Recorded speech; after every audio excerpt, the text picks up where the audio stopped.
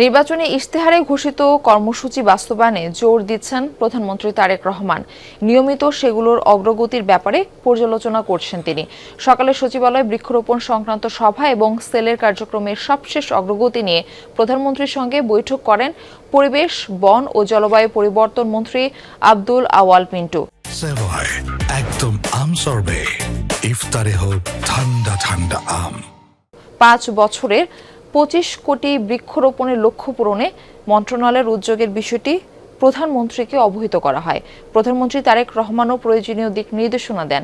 এরপর সুস্বাস্থ্যে বাংলাদেশ কর্মসূচি বাস্তবায়ন সংক্রান্ত সেলের সভা অনুষ্ঠিত হবে। দুপুরে কৃষক কার্ড চালুর বিষয়ে গঠিত কমিটির সভা অনুষ্ঠিত হবে।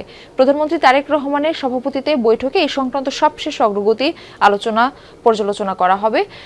সকালে প্রধানমন্ত্রীর সাথে সাক্ষাৎ করেছেন আনসার ও বিডিপির মহাপরিচালক মেজর জেনারেল আব্দুল মোতালেব সাজ্জাদ মাহমুদ।